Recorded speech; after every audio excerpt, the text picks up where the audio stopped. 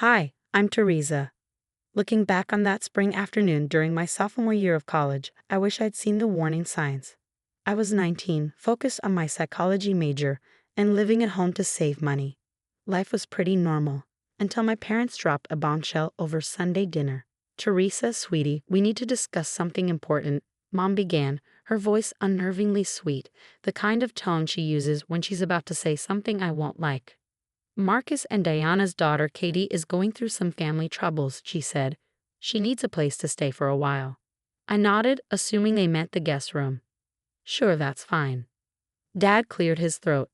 Well, Katie needs a proper bedroom. She's still in high school, and we think she'd be more comfortable in your room. My fork clattered against my plate. What? Where am I supposed to sleep? The garage is insulated, Mom said brightly. We can set up a nice space for you there. You're in college now, Teresa. You need to learn to be more accommodating. That night, I called my best friend Ashley and my cousin Emma on a three-way call. They're making me move to the garage for some kid I've never even met. That's messed up, Ashley said. Your parents are seriously choosing their friend's kid over you. Emma chimed in. I get that Katie's parents are their friends, but still the garage? That's just wrong. The next day, Katie arrived. She looked like the Disney Channel version of a troubled teen, perfectly styled hair, expensive clothes, and a practiced sad smile. My parents hovered around her like she was made of glass. Teresa, help Katie settle in, Mom ordered as I watched them haul my things to the garage. Your room is so cute, Katie gushed, running her fingers over my corkboard of photos. Oh, but these pictures are kind of childish. Mind if I take them down? Before I could respond, she was already pulling at my memories, accidentally tearing my favorite photo of Ashley and Emma. Oops. Sorry. She didn't sound sorry. Good thing you're moving to the garage, she added with a smirk. Now I can make this room more mature. That night, lying on a makeshift bed between boxes of Christmas decorations and Dad's old golf clubs, my phone buzzed. It was a text from Ashley. Something's not right about Katie. She's giving me bad vibes. Seconds later, Emma replied, Did some digging. Katie's family troubles might not be what they seem. Want me to investigate? I stared at my phone, remembering Katie's smirk as she tore my photo. Yes, I typed back, find everything you can.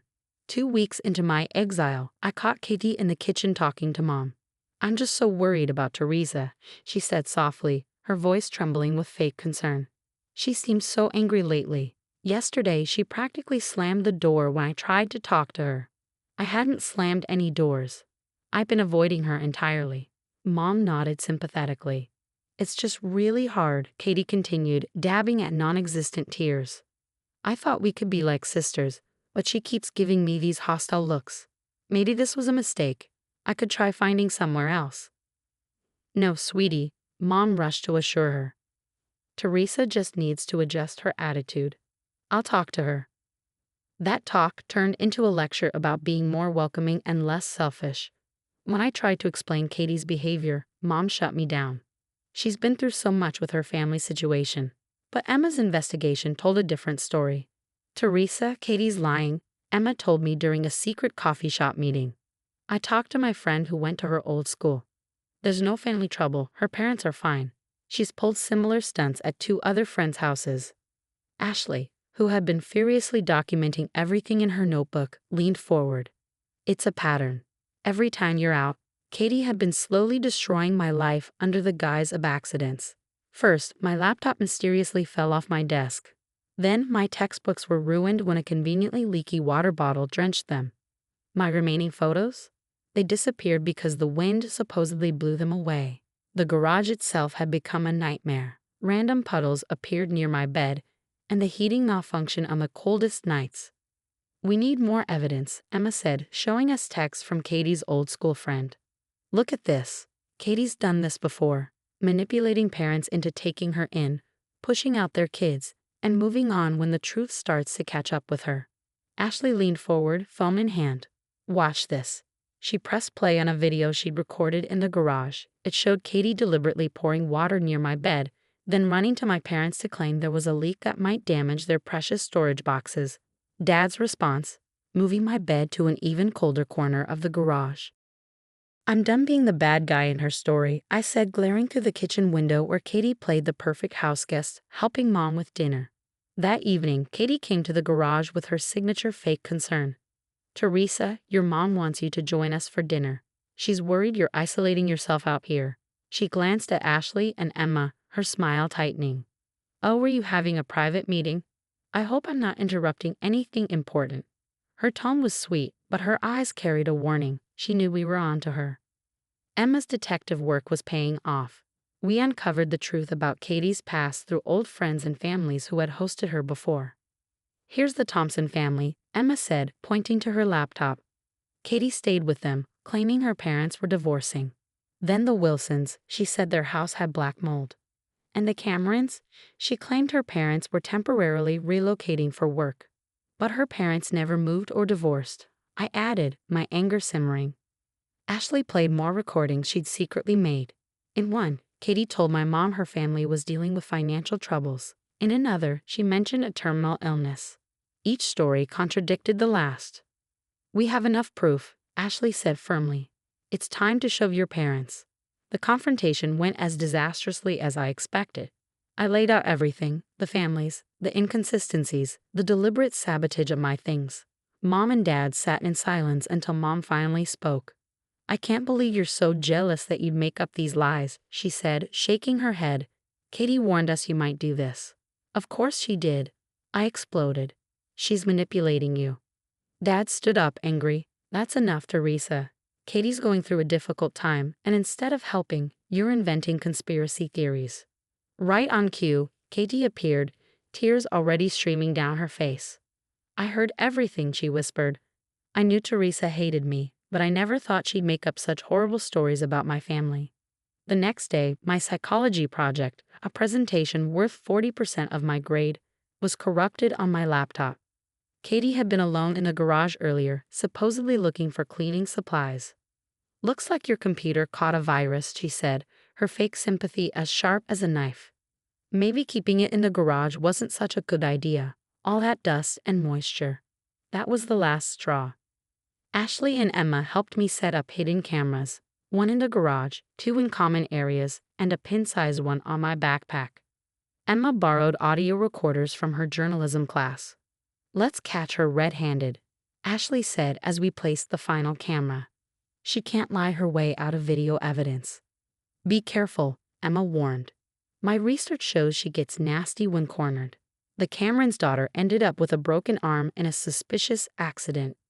I looked around at my makeshift bedroom, the water-stained books, the ruined project. Let her try. I'm done being her victim. Katie didn't disappoint.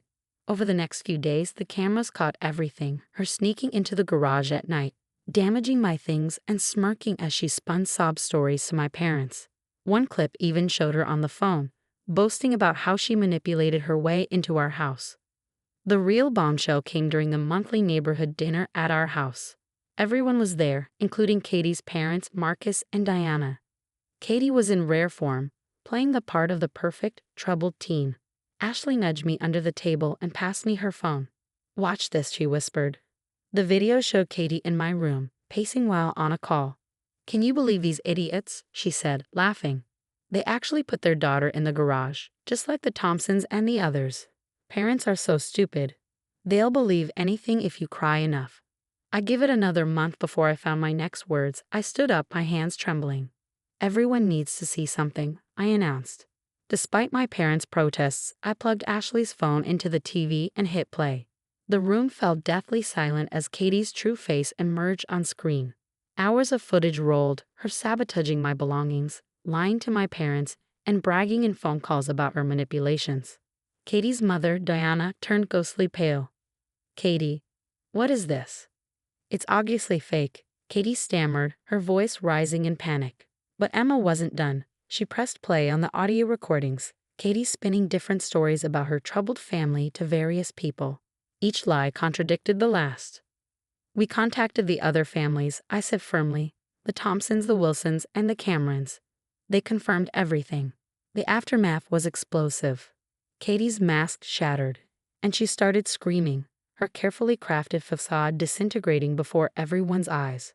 Her parents looked horrified. especially as the depth of her manipulations became clear. She needs professional help, Marcus, her father said, his voice unsteady. This ends now. Within days, Katie was enrolled in a therapeutic boarding school.